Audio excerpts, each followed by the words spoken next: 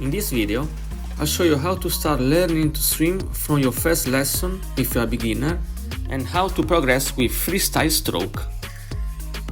The first step is overcoming the fear of the water and building confidence. A good exercise in the shallow water is to stand with your face out of the water.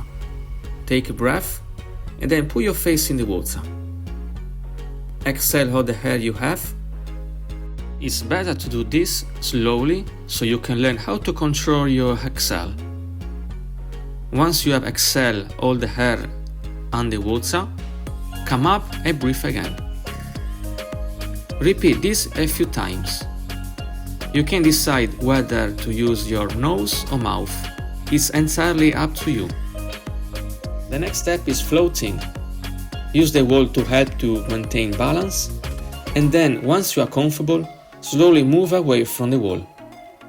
To float properly, you need to stay completely relaxed. Keep your lungs filled with the air the entire time, and ensure your face is looking down, with your arms and legs extended out. The amount of time it takes to feel confident floating depends on the person. Some people get the hang of it quickly, while others may need more time.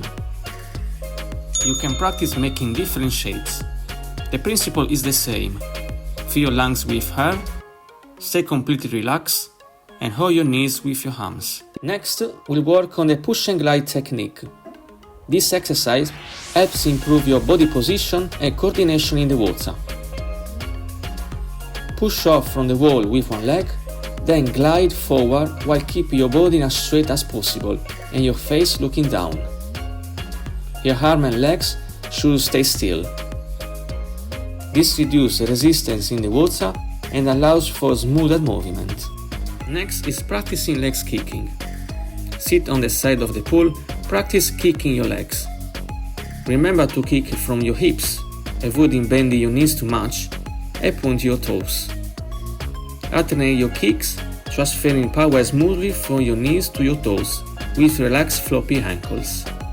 The correct leg position when you kick is when only your heels come out of the water.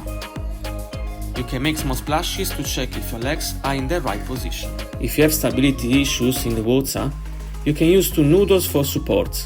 Leave a small gap between them as shown in the video. Kick your legs using the correct technique while exhaling underwater and inhaling when your face is out of the water. An important thing to remember is that if you keep your head above the water for too long, your legs will sink.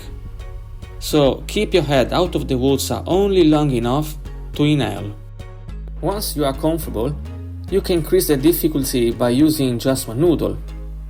To prevent your legs from sinking, kick a little bit faster. For an even more challenging exercise, use two floats, one in each hand. This will require you maintain a proper body position where you're moving forward. If you are able to do with just one float, it means your coordination and balance in the water have improved. The next step is push and glide technique. This time, after pushing off the wall, kick your legs while keeping your arms straight and your face in the water for the entire duration, without using any equipment.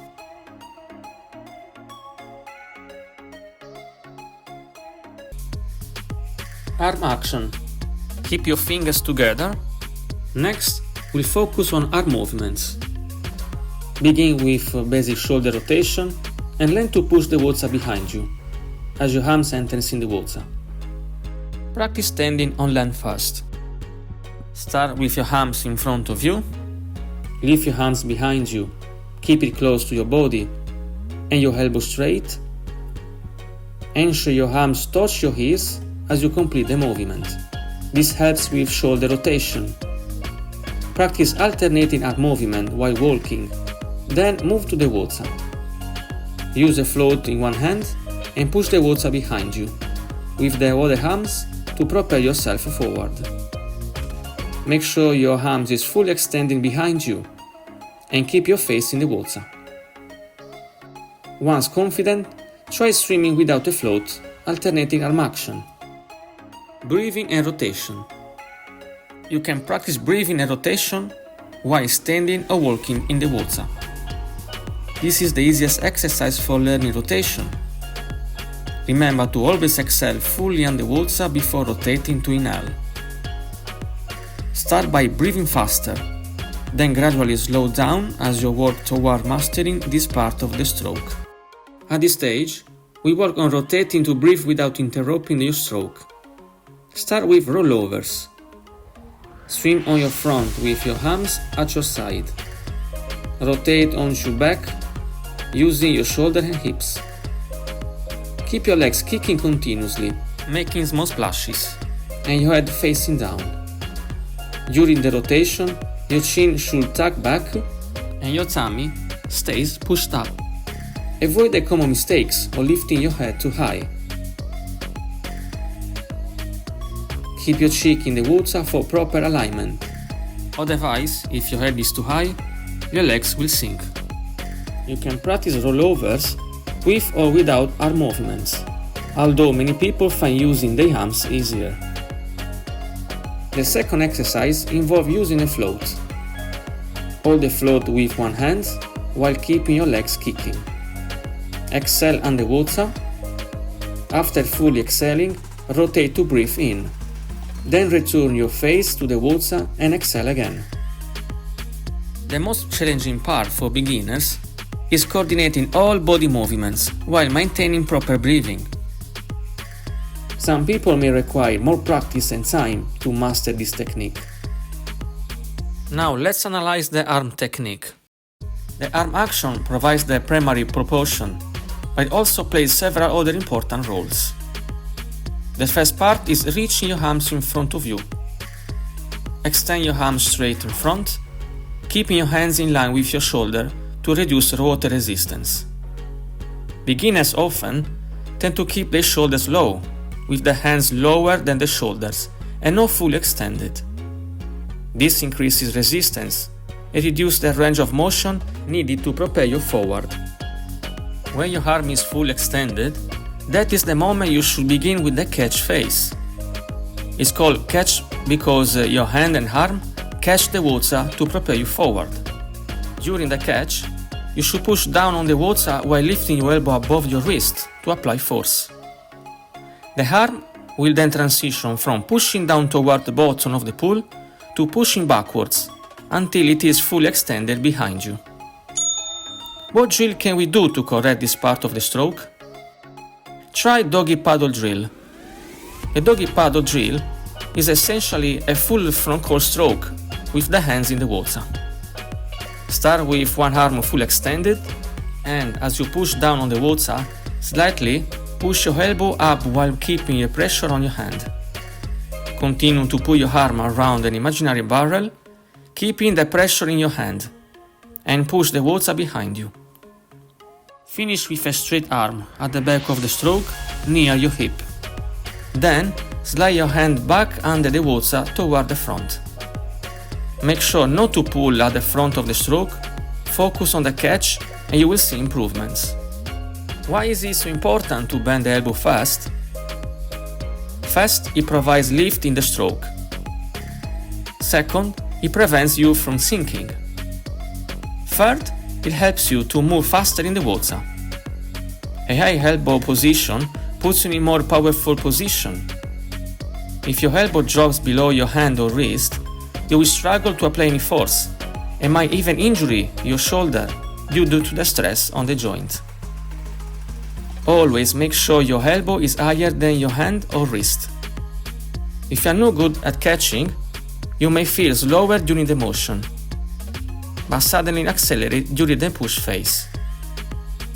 The key is to accelerate again before to catch phase and kick in.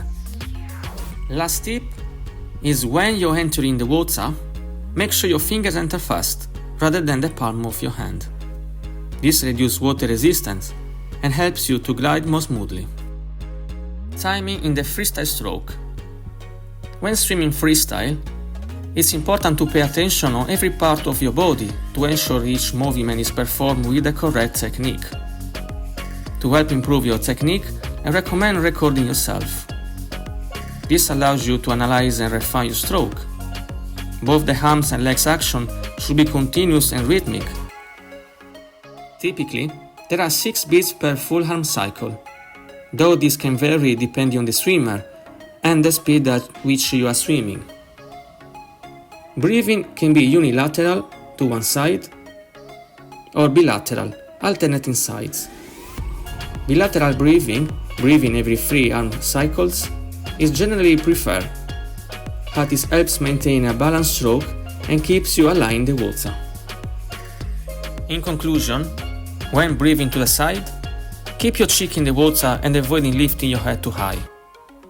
Lifting your head excessively can cause a misbalance in your body position, which affects your stroke efficiency.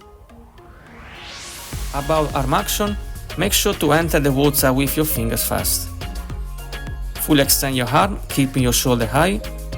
Bend and lift your elbow above your wrist, pushing down to the bottom of the pool and push backwards. By following these steps, you'll swim faster and more smoothly. Now it's over to you. If you find this video helpful, please subscribe and press like. Let me know in the comment if you have any questions. And feel free to share your experience. Thanks for watching and see you in the next video.